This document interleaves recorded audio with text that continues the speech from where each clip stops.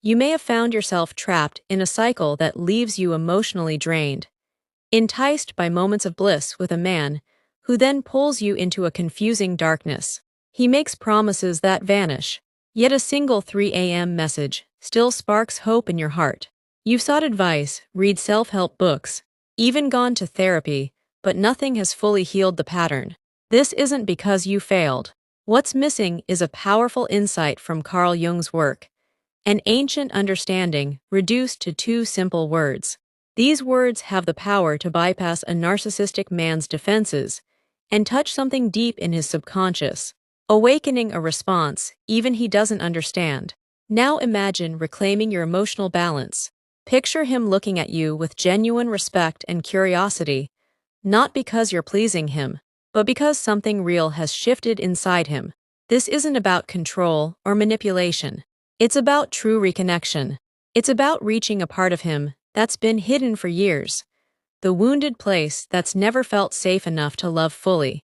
To grasp this, you need to understand the root of narcissism. It isn't simply about vanity. It's a soul-deep wound, usually formed in childhood when a child didn't receive unconditional love. Perhaps love was conditional, or the parents were emotionally unavailable. The result is an inner void, a constant hunger for external approval. The man who appeared so confident and magnetic is often hiding immense fragility behind a carefully constructed facade. At the beginning, he may have idealized you, flooding you with attention and making you feel cherished. But eventually came the criticisms, emotional detachment, and comparison. You likely asked yourself, what did I do wrong? But you didn't do anything wrong. This is the classic narcissistic cycle. Idealization followed by devaluation. Deep down, he fears love. Real love feels dangerous to him because it requires vulnerability, which he equates with rejection. Inside him are 2 versions of self: the charming adult you know, and a fearful child pulling the strings from behind the curtain. Most people try to fix the situation with love, effort, and self-sacrifice, but that only engages with the mask he wears. Real transformation happens when you speak to the child within, the shadow Jung described. The shadow holds all the parts we've rejected or hidden. For narcissists, this includes softness, empathy, and the capacity for intimacy.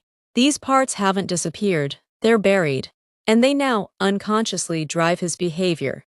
When he accuses you of being too much, he's projecting what he can't face in himself. The only way forward is to recognize the shadow without judgment. That's where the 2 words come in: I see you. It's more than just sight, it's soulful recognition.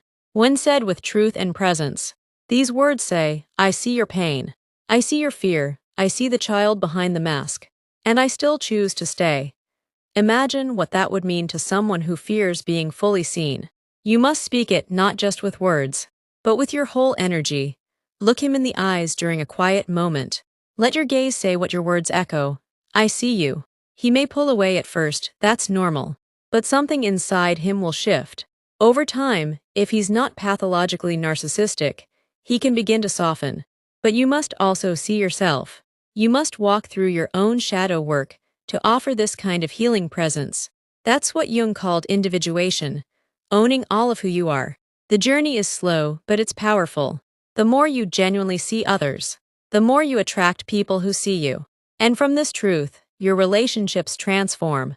You stop hiding, you stop performing, you start living and loving with all of who you are.